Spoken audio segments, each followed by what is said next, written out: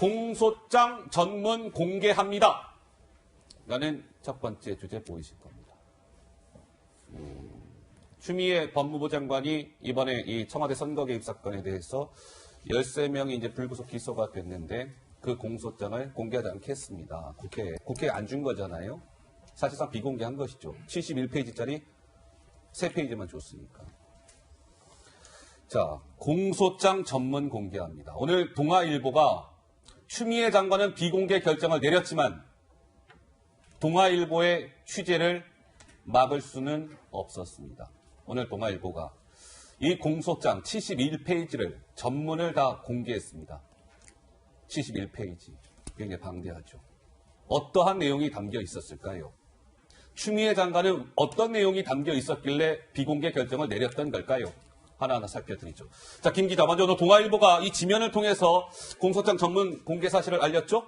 그렇습니다. 사실은 추미애 장관이 비공개 결정을 내렸지만 동아일보는 그 공소장을 입수해서 한 이틀간 단독 보도를 이어갔는데요. 오늘은 그 공소장 전문을 인터넷판으로 공개를 했습니다. 알 권리를 위해서 공개한다라는 사실과 함께 최근 이 공소장을 적법하게 입수했다라고 하면서 전문을 인터넷 동아닷컴에 실었습니다. 네. 오늘 동아일보 용면에 실린 기사입니다. 동아닷컴에 공개합니다 하면서 71페이지가 지금 저 사이트 보이시죠? www.동아.com 들어가시면 시청자 여러분들께서도요, 이 71페이지에 달하는 공소장 전문을 직접 눈으로 확인하실 수 있습니다.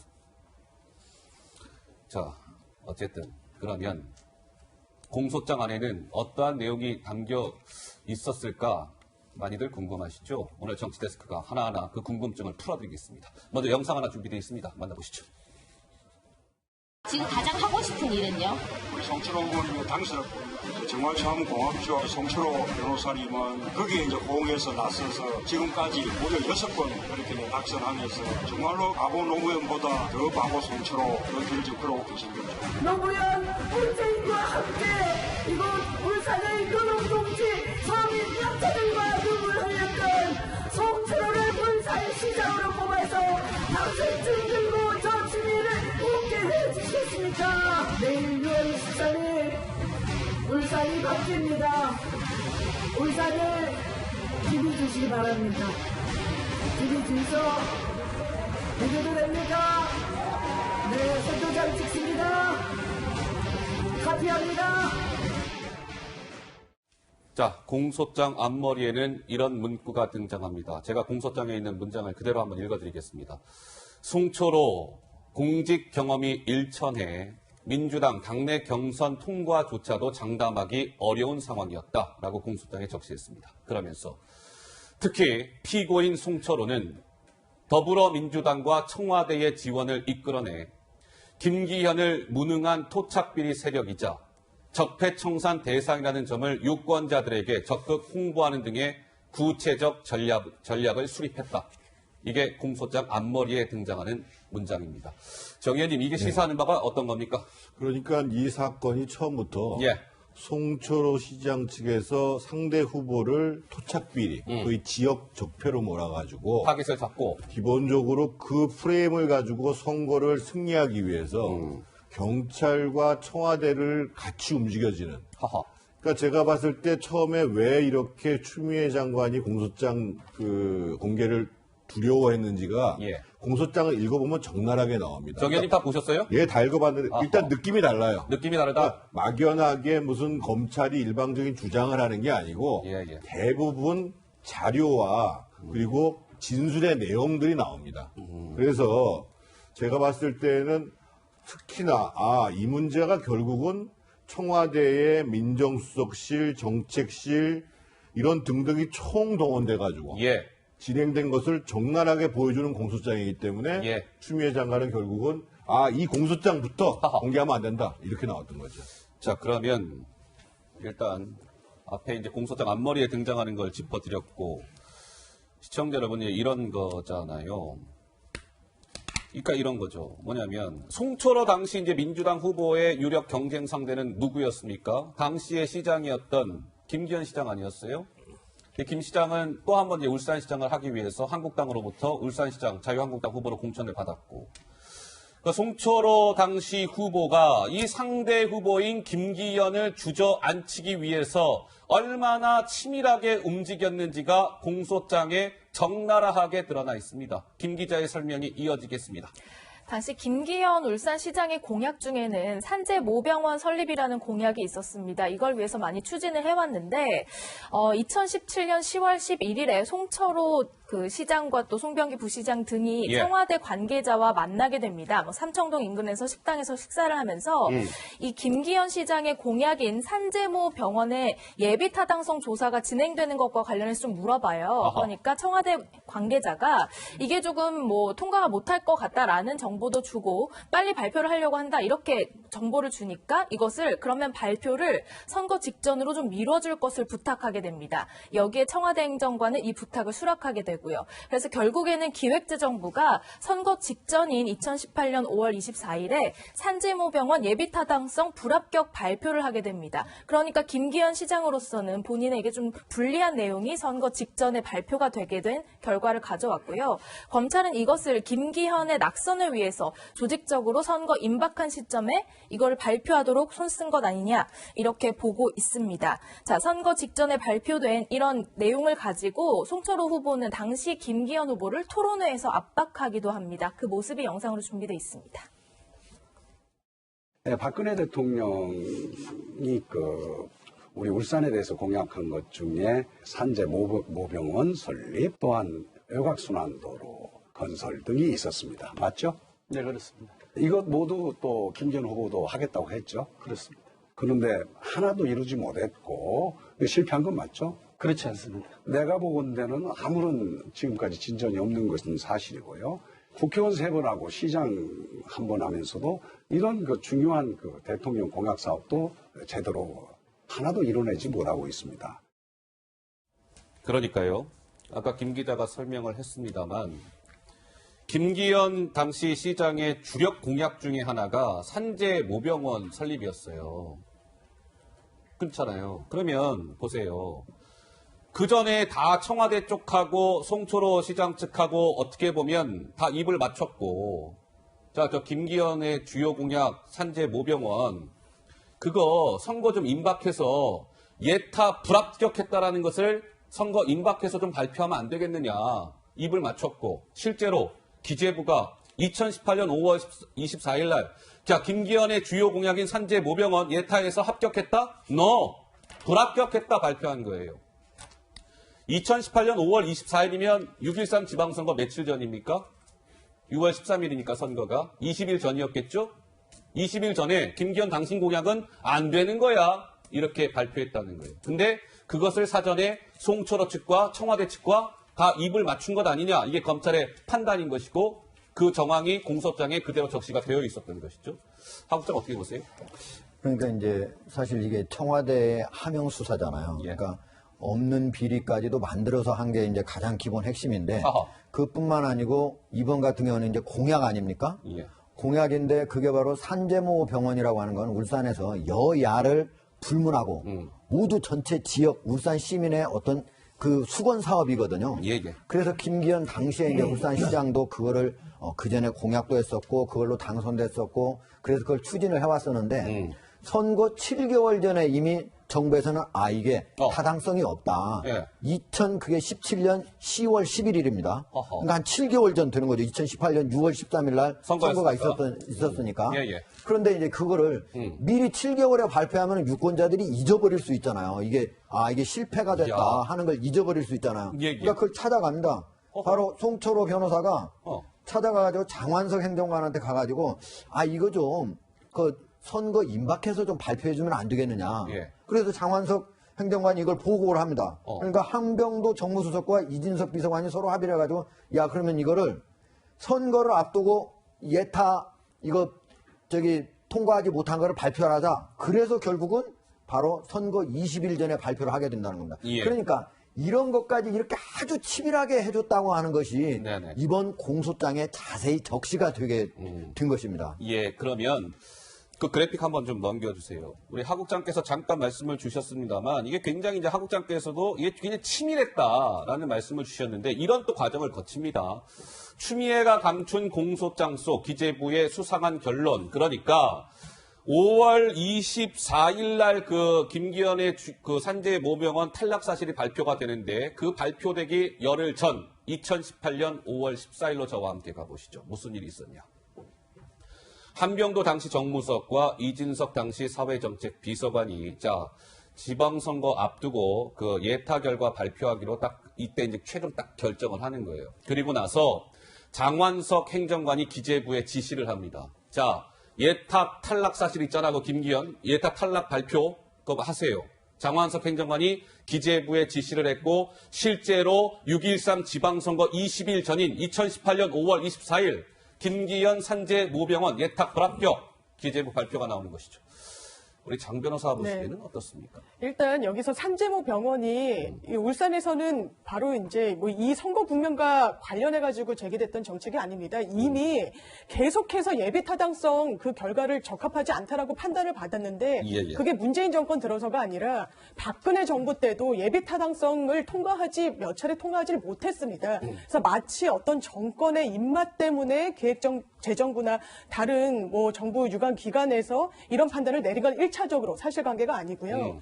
그리고 아마 시기를 조율했다는 부분, 저도 이제 공소장을 봤는데 이런 부분 이제 장한석 비서관에게 뭐 요청을 하고 이게 더 상급자에게 보고된 이후에 이 시기를 기획재정부로부터 보고를 그러니까 기획재정부에게 하달해서 시기를 조율했다.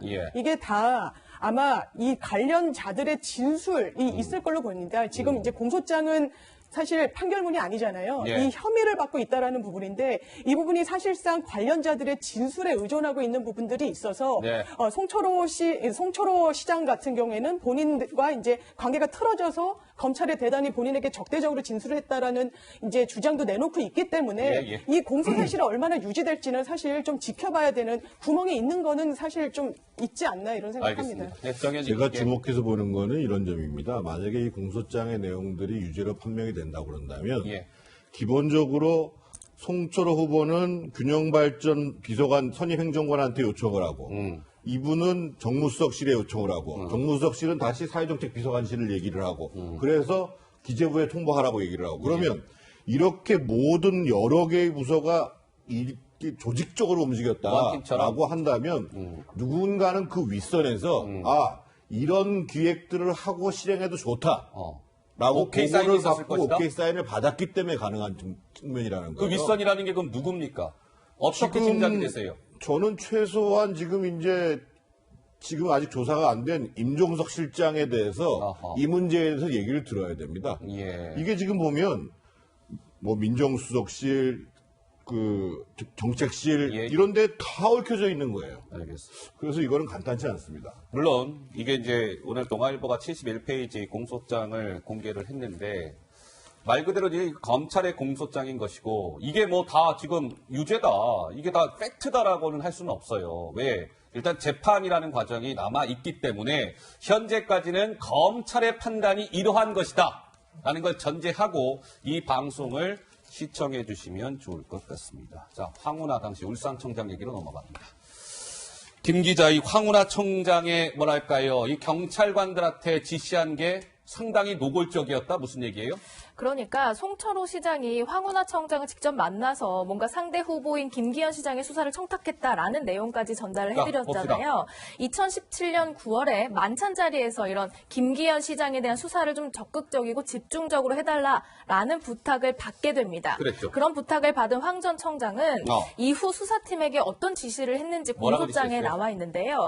양질의 첩보가 없다. 조별로 선거 사건 첩보를 수집하세요. 그리고 예상 후보자들의 동향도 파악하고 김기현 시장의 형과 동생이 뭐 하는 사람인지 뭐 각서가 있다고 하는데 확인을 해보십시오. 이렇게 좀 구체적으로 지시를 하게 됩니다. 그러니까 송철호 시장으로부터 받은 부탁 이후에 뭔가 구체적이고 노골적으로 이런 내용들을 지시했다. 이런 내용도 공소장에 적혔습니다. 황운하 청장이 당시 울산청의 수사팀 경찰관들한테 지시한 내용을 문장으로 보고 계십니다.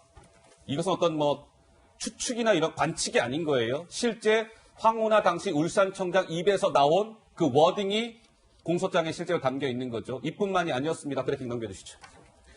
2017년 10월 10일로 또 저와 함께 가보시죠. 2017년 10월 10일 황운하 당시 울산청장이 예고 없이 울산청에서 그 김기현 관련 수사하고 있는 수사팀들을 갑자기 집무실로 호출을 합니다. 그리고 나서 당시 수사팀 경찰관들한테 이렇게 얘기합니다. 김기현 관련된 수사 의지가 좀 부족한 것 같은데 좀 부족해 보여요. 본질은 김기현 측근들이잖아요. 적극적으로 수사하세요. 그게 왜 죄가 안 되는 겁니까? 설명해 보세요. 그러니까 검찰의 판단은 황운하 당시 울산청장이 수사 방향과 결과까지로 딱 특정을 해놓고 수사팀에 부당한 지시를 했다. 공소장에 그렇게 적었습니다. 박 국장 어떻게 생각하세요? 저게 이제 형식과 내용 측면에서 두 가지가 모두 다 이제 문제가 있는데요. 예. 먼저 형식 측면을 보면은 황운하 청장은 울산지방경찰청장이잖아요. 그랬죠. 그러면 직위가 치안감입니다. 치안감. 예. 그런데 경찰에서 수사를 하는 예. 즉 검사의 지휘를 받아서 수사를 하는 사법경찰관은요. 경무관까지예요. 허허. 총경 경무관까지. 예. 그리고 치안감부터는 행정적인 지휘자에 불과합니다. 그러니까 즉 다시 말하면 구체적인 사건에 대해서 저렇게 구체적으로 지시하면 안 되는 거예요. 예를 들면 법무부 장관처럼 검찰에서는 예.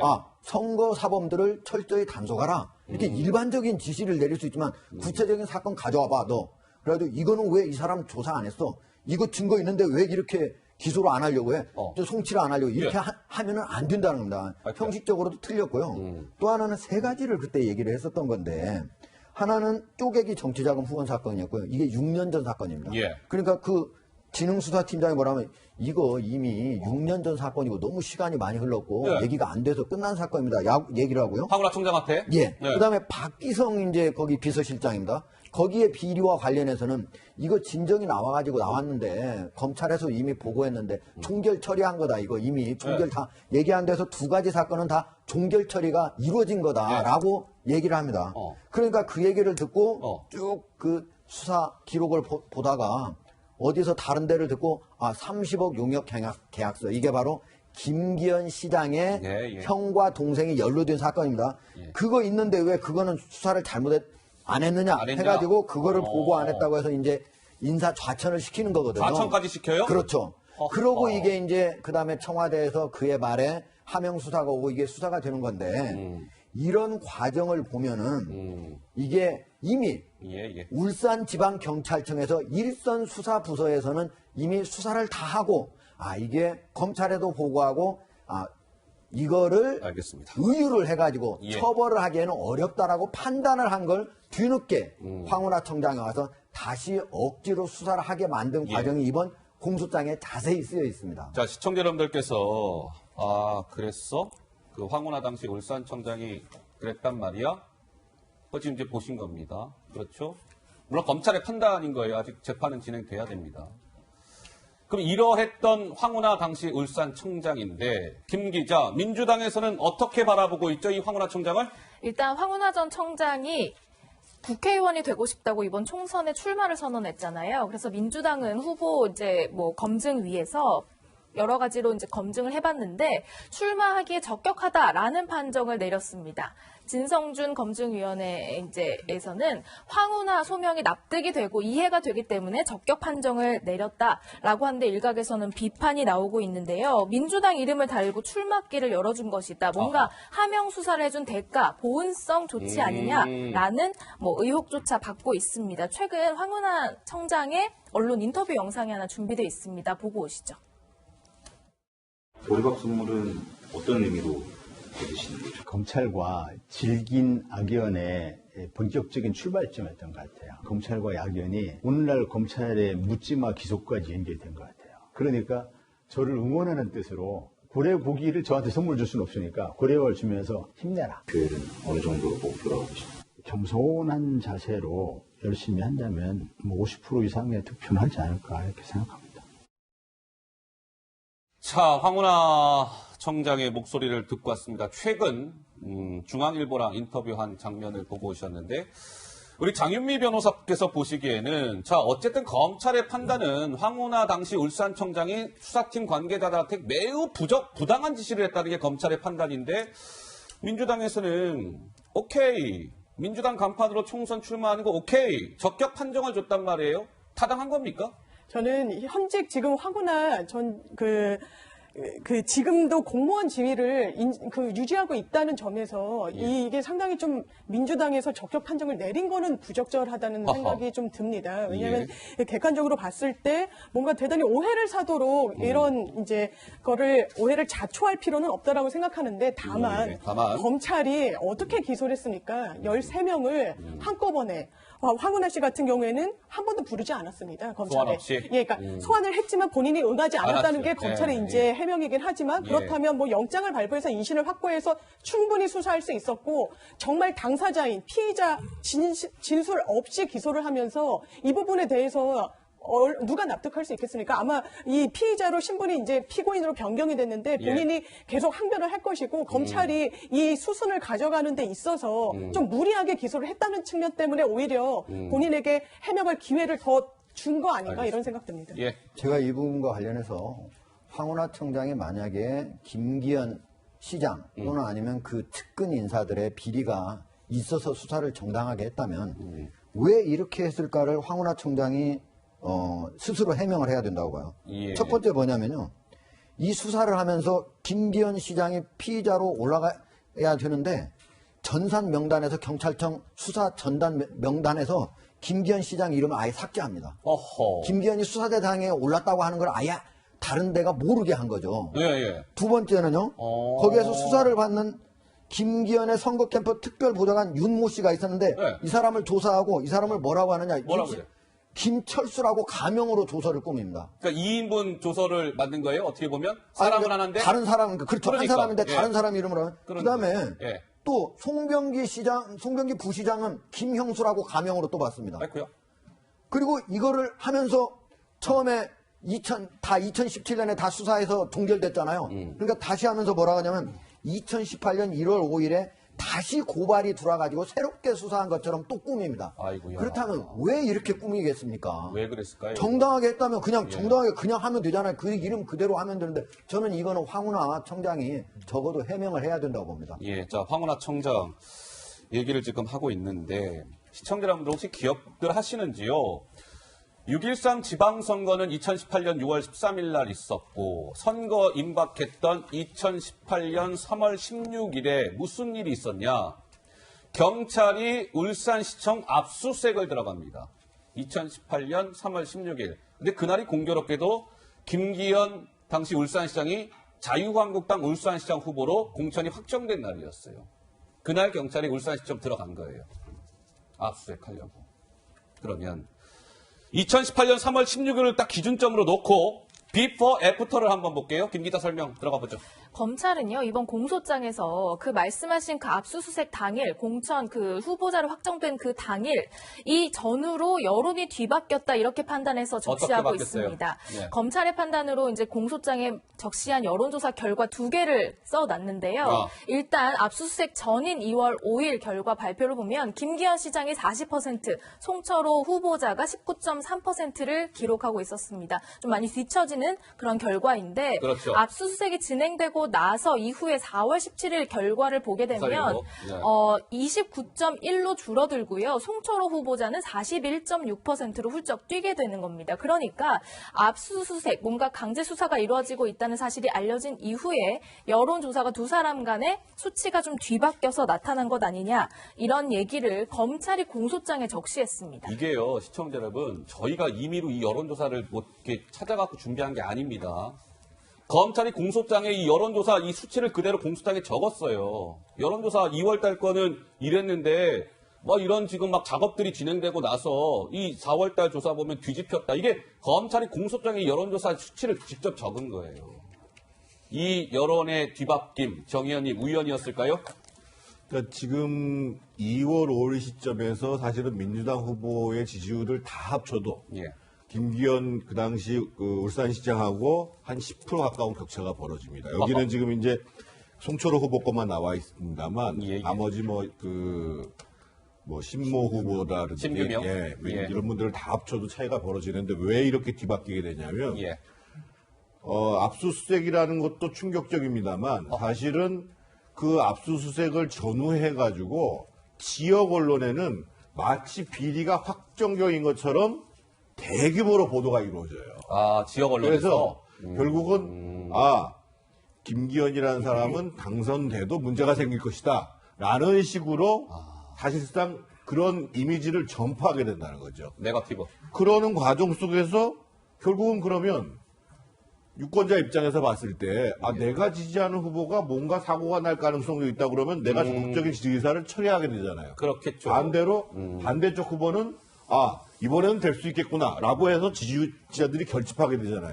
예. 이 과정 속에서 바로 그 4월달 들어서서는 예. 이게 지지율이 이렇게 역전이 대규모적으로 되는 거죠. 역전되는 현상이 벌어지는 거죠. 예.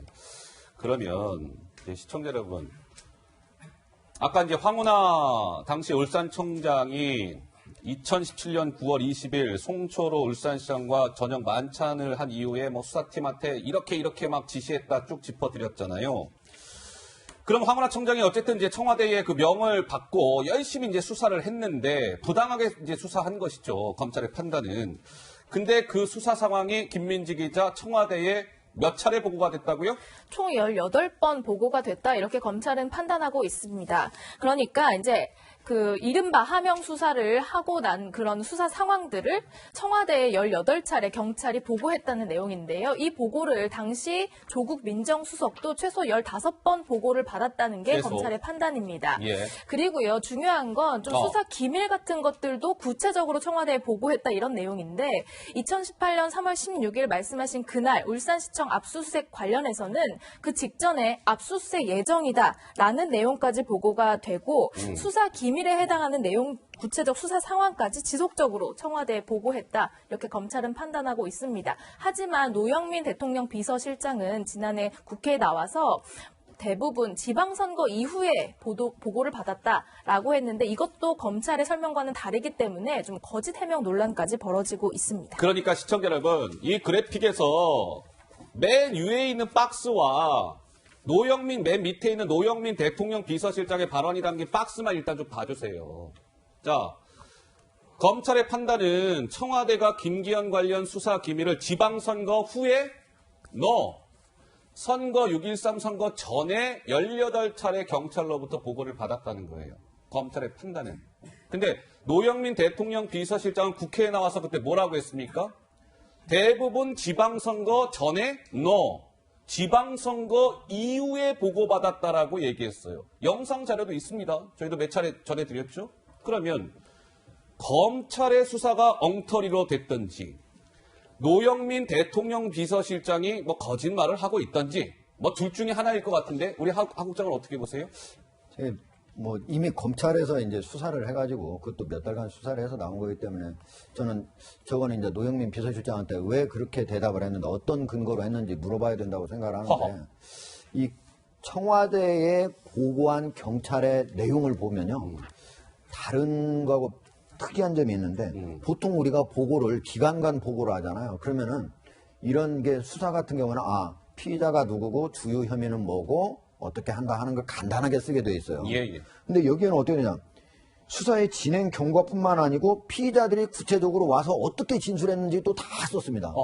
그리고 앞으로 내가 뭐 압수수색을 할 거다, 뭐 할 거다, 언제 부를 거다 이런 수사 계획까지도 다 넣어놨습니다. 마치 청와대 보고서가 경찰의 수사 담당자가 수사계장 아니면 수사과장, 심지어 뭐 총경 이런 경찰서장 이런 분한테 보고하는 것처럼 똑같이 돼 있는 거예요.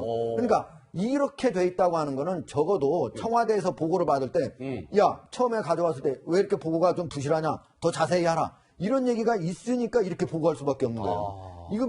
이거는 청와대가 구체적인 것까지 챙기겠다고 하는 그런 의지가 그대로 담겨진 보고서다 이렇게 볼 수밖에 없습니다. 더 하나 지적해야 될 게 뭐냐면요. 보통 만약에 그냥 통례적으로 보고한다 그러면 반부패 비서관실 한 군데만 보고하면 되잖아요. 그런데 민정비서관실에 보고하지요. 반부패 비서관실에 보고하죠. 국정기획상황실에 보고하죠. 이런 일이 왜 벌어지냔 말이에요. 통상적인 보고가 아니라는 거예요. 더더군다나 이게 2월 8일부터 첩보가 이루어진다고 합니다만 압수수색이 벌어졌던 3월 16일부터 시작해서요. 3월 16일, 3월 17일, 3월 19일, 3월 20일 거의 무슨 현장 상황이 벌어지는 것들을 시시각각 그래가지고 지방선거 전에 5월 28일까지 계속 보고를 하는 거예요. 이야. 그런데 지금 지방선거 전에 18번이잖아요. 예. 얼마 전에도 고민정 대변인이 했는지 윤두한 수석이 했는지 모르겠지만 우리는 9번이다. 얼마 전까지만 해도 거짓말을 했다니까요. 아이쿠야. 알겠습니다. 자, 그런데 이제 이런 거잖아요. 청와대에서 뭐 제일 높으신 분은 당연히 대통령 VIP인데 김 기자, 이 공소장에 보면, 그러니까 대통령을 그러니까 VIP, 대통령이라는 단어가 공소장에 문장으로 적시돼 있죠. 무슨 그렇습니다. 얘기입니까? 공소장 첫머리예요. 이제 범죄 사실을 들어가기 전에 서론을 검찰이 써놨는데요. 이런 문구가 등장합니다. 어떤 문구요? 특히 대통령이나 대통령의 업무를 보좌하는 공무원은 다른 공무원들보다 선거에서의 정치적 중립성이 더욱 특별히 요구된다라는 문장이 써 있는데요. 예. 검찰이 특별히 기소 대상도 아니었던 대통령의 선거 중립까지 얘기했다는 것은 윗선까지 앞으로도 수사를 계속 벌이고 또 지켜보겠다는 의지를 담은 것 아니냐, 이런 해석이 나오고 있습니다. 그래픽 넘겨주시죠. 이 공소장이에요. 71페이지짜리 공소장을 분석을 해봤습니다. 그랬더니 공소장에 수십 번 등장한 단어가 있었습니다. 바로 대통령이라는 단어였습니다. 청와대 선거개입 공소장에 이 대통령이라는 단어가 정확하게 31번 등장합니다. 31번. 실제로 문재인 대통령을 의미하는 부분도 8곳에 있습니다. 그러니까 검찰의 판단은 문재인 대통령의 책임도 직접적으로 아직까지는 간접적으로 명시하고 있다. 이런 해석이 나오는데 우리 장 변호사는 네. 법조인이시니까요. 어떻게 보세요? 일단 공소장에 검찰이 통상적으로 적시하는 사실은 그 행위, 그리고 일자, 그리고 이게 범죄 구성 요건에 해당하는지 이런 부분을 적시하면 됩니다. 이렇게 마치 준엄하게 꾸짖듯이 대통령을 거론하면서 뭐 부적절한 것 같은 뉘앙스를 풍기는 거 상당히 부적절하다고 상당히 보고요. 부적절하다. 제가 주변 법조인들한테도 물어봤는데 이번 공소장은 좀 되게 이례적이다라고 이례적이다. 평가를 합니다. 어떤 면에서 이례적입니까? 왜냐하면 예. 범죄 사실과 관련된 부분을 기재하면 됩니다. 대통령 운운하면서 정치인, 공무원의 정치적 중립 의무, 선거의 정치적 중립 의무가 요구된다라고 적시할 필요가 없는 겁니다. 이 사건에는 피의자는 대통령이 아니거든요. 이거는 검찰 스스로가 본인들이 이걸 사실상 정치적인 함의를 갖고 수사한 거 아니냐라는 오해를 자초하게끔 공소장을 꾸렸다고 생각이 들고요. 예, 예. 이 부분에 대해서 앞으로도 뭐 수사를 하겠다고 하는데 이미 수사된 부분이 없음에도 불구하고 더 윗선을 겨냥하겠다는 어떤 뉘앙스를 풍기는 것 자체가 검찰이 이번 수사 스스로가 정치적이었다라는 것을 자인하는 셈이라고 저는 판단합니다. 예, 하부장. 예. 이번 공소장에 이제 특이한 점이 있는데요. 어떤 게 특이합니까? 선거 개입을 해가지고 만약에 공명선거를 방해를 했잖아요. 그럼 누구나 이제 선거법 위반으로 처벌을 받아야 되는 건 맞는데 예. 그 중에서도 왜 청와대의 선거 중립이 매우 중요한가 그거를 써놨습니다. 공소장에 있더라고요. 예. 예. 그걸 왜 써놨냐면 청와대 같은 경우 예를 들면 국무위원 즉 장관은 뭘 잘못하면은 국회에서 그걸 견제할 수 있잖아요. 해임 건의도 할 수 있고 불러서 따질 수도 있고. 그런데 청와대에 있는 사람은 처음에 임명할 때도 국회 동의를 받는 것도 아니잖아요. 예. 대통령이 얼마든지 뭐 누구나 바꿔서 할 수 있잖아요. 게다가 국회 견제도 안 됩니다. 그러니까 청와대는 특히 선거의 중립성이 요구된다라는 걸 여기 공소장에 적시해 적은 놨고요. 거군요. 또 하나 예. 여기 아주 특이한 점이 어떤 게 뭐냐면요. 특이합니까? 이번에 울산시에서 이런 하명 수사가 이루어져가지고 공명선거를 저해하는 사건이 벌어졌지 않습니까? 예. 그런데 여기에 보면 다른 데서도 이런 사건이 벌어졌을 가능성을 배제할 수 없음을 추정하게 하는 대목이 있어요. 그런 대목도 있어요? 예, 그게 어떤 뭐냐면요. 겁니까? 이게 어떻게 시작되느냐? 예. 배경이 뭐냐면 현 정부와 여권에서는 지난 6월 선거를 앞두고 지방 권력을 교체함으로써 국정 수행의 동력을 확보하고 그다음에 선거 전략의 일환으로 전직 대통령의 탄핵 등으로 촉발된 적폐청산 기조를 지방에까지 확산을 하면서 예. 그리고 부울경 지역은 전통적으로 자유한국당 부여권의 세가 강한데 여기에서 대통령의 높은 지지율을 활용하거나 지역 내 적폐청산 등 새로운 선거 전략이 필요한 상황이어서 울산에서 이런 일이 벌어졌다. 지금 하국장께서 말씀하신 게 하국장 말씀이 아니라 공소장에 지금 그렇게 문장이 있다는 거잖아요. 예, 이 세 가지가 쓰여 있습니다. 이 얘기는 어떤 얘기예요? 아, 부울경 지역은 울산뿐만 아니고 다른 곳도 이런 일이 벌어졌을 수 있구나. 실제로 이런 얘기가 부울경의 4-5개 지역에서 벌어졌다는 얘기가 나온 적이 있습니다. 예, 물론 뭐 그거는 뭐 그렇다라고 지금 예, 인정할 이건 뭐 수 있는 검찰 수사로 확인된 예. 게 아니고 그런 그렇죠. 정치권에서 예. 그런 얘기가 나왔다는 얘기입니다. 알겠습니다. 자, 김민지 기자, 윤석열 검찰총장 얘기로 자연스럽게 넘어가 봅시다. 네, 윤석열 검찰총장, 이 검찰이요, 현 정권을 수사하면서 그동안 여권으로부터 많은 압박을 받기도 했잖아요. 그랬죠. 그동안 뭐 이제 뭐 어떤 수사 방향이라든지 그런 거를 얘기할 때 항상 강조했던 내용이 있습니다. 헌법 정신과 국민이었는데요. 일단 윤석열 총장의 목소리부터 듣고 설명 이어가도록 하시죠. 검찰의 법집행 권한은 국민으로부터 부여받은 것이므로 모든 업무 수행 과정에 국민의 목소리를 듣는 것이 중요합니다. 앞으로도 검찰은 변화와 개혁을 바라는 국민의 엄중한 뜻을 받들어 국민과 함께하는 검찰로 거듭날 수 있도록 최선을 다하겠습니다. 자, 윤석열 검찰총장 국민을 외치고 있습니다. 글쎄요, 그냥 굉장히 원론적인 이야기인 것 같지만 윤 총장이 4.15 총선거가 끝난 이후에 이 청와대 선거 개입 사건과 관련해서 이 수사에 보다 속도, 강력한 드라이브를 걸 것이다. 이런 관측이 나오고 있습니다. 잠시 숨고르기를 하고 있을 뿐이다. 뭐 이런 관측이 나오죠. 그런데 윤석열 검찰총장이 아주 의미심장한 일정을 수행한다고 합니다. 좌천 검사들 기살리러 갑니다. 이런 거 아닐까요? 라는 관측인데요.